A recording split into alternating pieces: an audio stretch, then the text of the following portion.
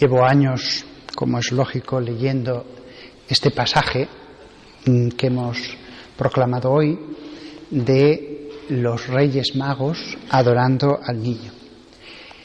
Pero ha sido este año cuando me he percatado de un detalle en el que nunca se me había ocurrido, y eran las vestiduras de los reyes. Siempre me fijaba en los dones, en María, en los gentiles representados por ellos, en el viaje, en la fe, pero nunca en las vestiduras de los reyes. En todas las tablas anteriores al Renacimiento y después, siempre se pinta a los reyes con magníficas vestiduras. ¿Es esto correcto? Indudablemente sí. Los reyes de esa época ponían sumo cuidado en los signos, pocos o muchos, dependiendo de los pueblos de ese tiempo, que manifestaban su realeza. Pero en los reyes de Oriente, y no nos olvidemos que los magos venían de Oriente, la magnificencia de esos signos, de las vestiduras, era mucho mayor. Era de todos conocidos que no solamente los reyes, sino incluso los sátrapas y los gobernadores de siempre habían tenido mucho interés en manifestar su realeza a través de las vestiduras, joyas, etc. Entonces, cuando los pintores pintan con tanta minuciosidad las vestiduras de estos tres personajes, realmente se inscriben en esa tradición respecto a la realeza en la antigüedad. Y esto encontramos que tiene un gran refrendo en la Sagrada Escritura, porque las vestiduras en toda la Biblia tienen mucho simbolismo, ya no digamos en los reyes, sino las vestiduras en general. Las vestiduras de los reyes son símbolo de la santidad de la que nos tenemos que recubrir los cristianos. Dedicaba yo hace unos días varios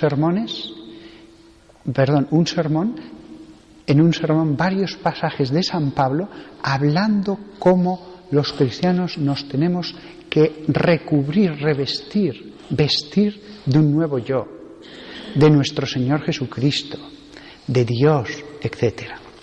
Pero ahora me quería fijar en otros pasajes que nos van a hacer mirar este aspecto del que hoy estoy hablando. El primero es el profeta Zacarías, versículo 3. Dice esto la Biblia: entonces me mostró a el sumo sacerdote Josué, de pie delante del ángel del Señor. Y Satán estaba a su derecha acusándole. O sea, el sumo sacerdote estaba ante Dios y Satán estaba a su lado acusándole. No voy a contar una serie de cosas en medio, y al final, antes dice una pequeña cosa. Josué estaba vestido con vestiduras sucias mientras estaba delante del ángel. Y entonces es cuando Satán le acusa y al final Dios determina que no es el momento de escuchar esas acusaciones. Y entonces el ángel dijo a aquellos que estaban delante del sumo sacerdote: quitadle sus vestiduras sucias. Y le dijo a Josué: mira, he quitado tu pecado y te he vestido con vestiduras finas.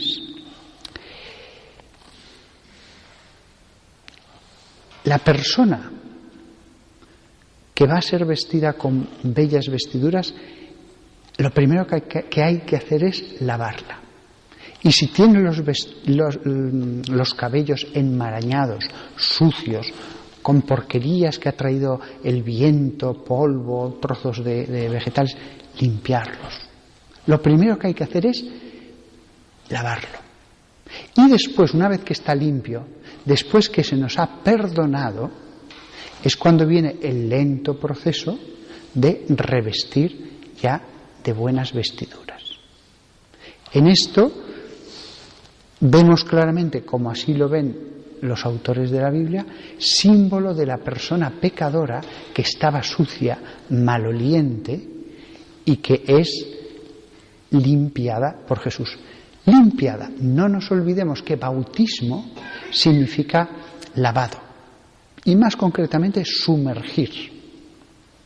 O sea que incluso hasta la idea de bautismo, el nombre que hemos puesto a ese gran misterio, entra dentro de esta idea. ¿Cómo deberían estar vestidos los sacerdotes? Lo dice el mismo Dios en el Salmo 132, versículo 9, cuando dice el salmista, que tus sacerdotes sean revestidos con rectitud. ¿De qué tienen que ir revestidos los sacerdotes? De rectitud. Esto vale también para vosotros. Vosotros, laicos, no os ponéis unas vestiduras sacerdotales como las que yo ahora llevo en esta misa. Se ha dicho de paso, unas vestiduras realmente bellas, con hilo de oro, con un dibujo muy bonito. Son vestiduras que tratan de expresar lo espiritual, lo invisible, revestirnos de las virtudes que nos da Dios, de la gracia que nos da Dios, de la santidad, revestirnos de algo que nos hace cada vez más parecernos a Dios. Mis vestiduras son sacerdotales. Las vestiduras de las que os tenéis que revestir vosotros son como las de los reyes que vinieron de Oriente ante Jesús, las de las virtudes, las del esfuerzo, porque las vestiduras no se hacen rápidamente, hay que hilarlas puntada a puntada, cada bordado, cada cosa requiere tiempo y al final uno presenta una vestidura. En el alma ocurre lo mismo. Las vestiduras de las que estamos revestidos las hemos tenido que ir haciendo nosotros poco a poco, porque en realidad esa vestidura no es algo externo a nosotros, es nuestra alma, el alma que hemos ido transformando. La vestidura significa la santificación, que adquiere muchas modalidades, posibilidades, distintas bellezas y materiales. Voy ahora a mencionar otro pasaje, el pasaje de Lucas 15, la parábola del hijo pródigo. Todo el mundo recordamos que venía el hijo, lo vio de lejos el padre y dice el texto bíblico, corrió el padre, cayó sobre su cuello y lo besó.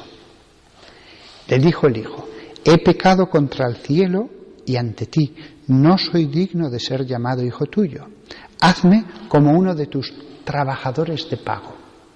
Se distinguía la palabra griega entre esclavos, los siervos que estaban siempre en la casa, y los trabajadores de pago, que esos simplemente eran contratados por un tiempo, pero no pertenecían a la casa. Él dice, considérame no como un esclavo, que es una cosa, que es nada, pero ya no merezco ni siquiera estar dentro de tu casa, ser uno de la familia amplia, como eran esas casas agrícolas. Dijo, sin embargo, el padre a sus siervos, rápido, traed la mejor vestidura. Hoy nos estamos fijando en las vestiduras. Traed la mejor vestidura y vestidle, y dadle un anillo para su mano, y sandalias para sus pies. Y traed un carnero gordo y matadlo, comamos y alegrémonos. Analicemos este pasaje. Siempre esta parábola es vista como el perdón. Le perdona y ya está. Y de allí que mucha gente piensa, Dios me ha perdonado y ya está. No, la parábola va más allá. Primero, hay una acción de la gracia en el hijo pródigo. El hijo pródigo estaba lejos, estaba sucio entre cerdos que representan las pasiones más carnales. las pasiones más animales, pero hay un movimiento de la gracia que le viene a su corazón enviado por Dios. Debo volver a casa. Entonces, lo primero que hace, nada más encontrarse, es el abrazo del Padre. Primero lo abraza, después lo besa. Dios siempre es el primero en actuar. Dios siempre es el primero en enviar gracias al alma. Pero de momento, Él sigue vestido igual. Él sigue sucio, maloliente, venido de un largo viaje. ¿Qué es lo que viene después? La petición sincera de perdón. No es Dios me perdona y ya está. No. La petición sincera de perdón. Él sinceramente se ha arrepentido, se humilla y está dispuesto a trabajar como un siervo, pero al menos estar, aunque sea en el último lugar, con su Padre. Después, y solo después, viene el revestimiento. Y después la misa, representada en el banquete. Mata un carnero bien cebado y alegrémonos, dice el Padre. Comamos y alegrémonos. La misa. Si os fijáis, no es solo el perdón. Este revestirse que aparece aquí parece rápido, pero en realidad es la historia de cómo el hijo pródigo se va revistiendo con las buenas vestiduras que le da el Padre. Último pasaje, penúltimo en realidad, que me quiero fijar. Ezequiel 16 se refiere a Jerusalén por parte del profeta. Y pasé de nuevo a tu lado y te miré. Tú estabas en la edad del amor y extendí el borde de mi manto sobre ti y cubrí tu desnudez. Acordaos de ese pasaje del Apocalipsis en que a una iglesia le dice, te crees ser mucho, pero estás pobre, ciego y desnudo. Le dice a una iglesia. Estás pobre, ciega y desnuda. La desnudez, la vergüenza, no tener nada. Haber pasado una vida y encontrarse ante Dios con las manos vacías. Pues el profeta Ezequiel le dice, te cubrí con el borde de mi manto, cubrí tu desnudez. Hace una alianza y entonces dice, entré en una alianza contigo, dice el Señor, y tú fuiste mía. Entonces te bañé con agua. Te bañé con agua, el agua viva, el agua viva. Te lavé de la sangre que tenías y te ungí con óleo, la unción que viene del Espíritu Santo. Te vestí con vestiduras bordadas y con sandalias de cuero fino. Te fajé con hilo fino y te cubrí con rico tejido. Te adorné con ornamentos. Fijaos cuánta insistencia hay en este texto en todo lo que le pone encima, en cómo la está haciendo cada vez más bella, más rica, más noble a Jerusalén. Te adorné con ornamentos, te puse brazaletes en tus brazos y una cadena en tu cuello.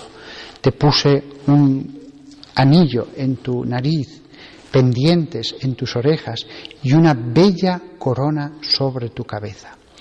Estuviste adornada con oro y plata, mientras tus vestiduras eran de rico lino, de fino lino, rico tejido y con vestiduras bordadas. Tuviste harina elegida. Aquí de nuevo podemos ver un simbolismo de la misa. La persona se santifica, pero aquí la harina simboliza la misa. Y miel, la miel puede ser la dulzura de la palabra de Dios, y aceite por comida, la santificación, la unción de la que hablábamos antes. Tú entonces creciste extremadamente bella, como para ser una reina. Es decir, encontramos a una mujer que es Jerusalén, desnuda, cubierta en sangre, pobre. Esa es el alma pecadora. No tiene nada. ¿Qué me puedes presentar ante mí? Nada. Todo lo que he hecho ha sido de este mundo. Nada tengo en el espíritu. Y Dios la va transformando. Es una cosa gradual, poco a poco, y al final acaba siendo una reina.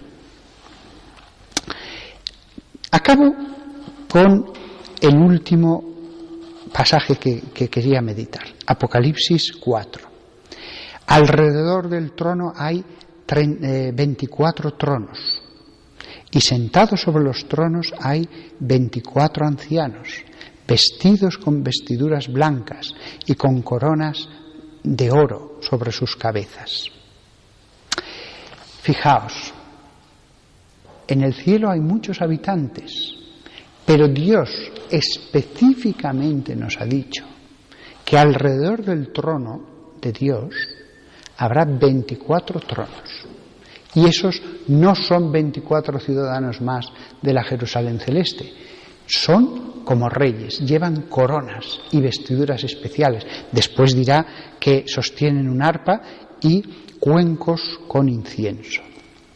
Es decir, todos están en el cielo, todos ven a Dios, pero no todos son iguales. Unos se han esforzado y cuando han sido despojados de este cuerpo, sus almas han resultado estar riquísimas, bellísimas, ser grandes almas, nobles, verdaderamente reales. Otros no, otros están en lo mínimo. Por eso, lo que concluimos de todos estos textos, y más que se podrían leer, es que vosotros no tenéis que tener ninguna ambición ni de las vestiduras sacerdotales, ni siquiera del sacramento del orden, ni nada por el estilo. Vosotros lo que tenéis que ambicionar es ser reyes en el Espíritu, reyes en el Espíritu, e ir a lo largo de la vida haciéndose el traje para la boda. Y podéis incluso ser verdaderamente reyes. Todo depende de vosotros. Por eso, estos tres personajes que se presentan ante Jesús habían hecho un viaje tan largo, tan tremendo por sus peligros, por el coste que tenía. Habían sido tan sabios como para ellos ser iluminados por Dios acerca de quién iban a nacer en Jerusalén, que verdaderamente eran reyes en el Espíritu. Eran, no lo dice el texto bíblico, pero eran reyes, eso dice la tradición, el texto bíblico dice solamente magos, pero la tradición dice que eran reyes y verdaderamente lo eran, porque muchísimo merecieron entre todos los millones y millones de hijos de Dios que estaban en el mundo.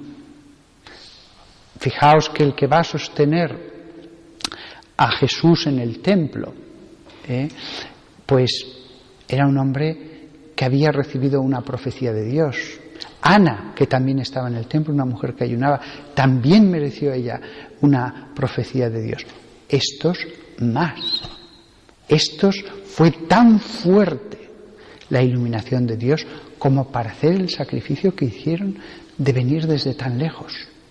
Por eso estas tres figuras tienen que ser para vosotros tres figuras que, aunque no podemos estar al 100% seguros de que estén en el cielo, pero casi seguro, podéis encomendaros a ellos.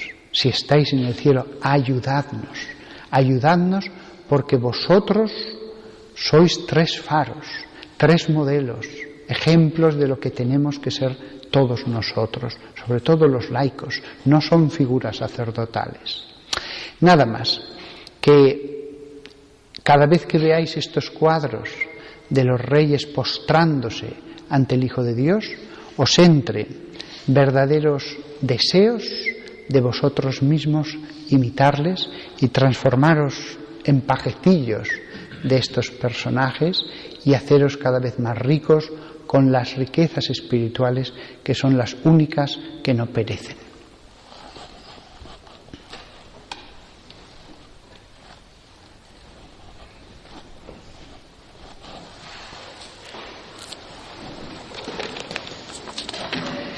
Creo en Dios, Padre Todopoderoso, Creador del cielo y de la tierra. Creo en Jesucristo, su único Hijo, nuestro Señor, que fue concebido por obra y gracia del Espíritu Santo.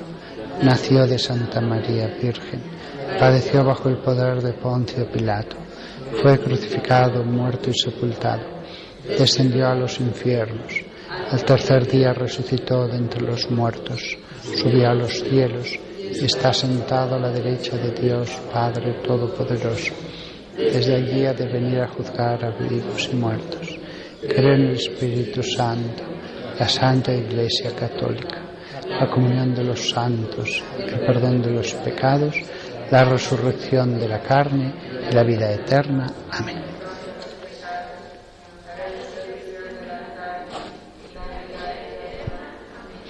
Oremos a Dios Padre, que distribuye su gracia por Jesucristo, su Hijo.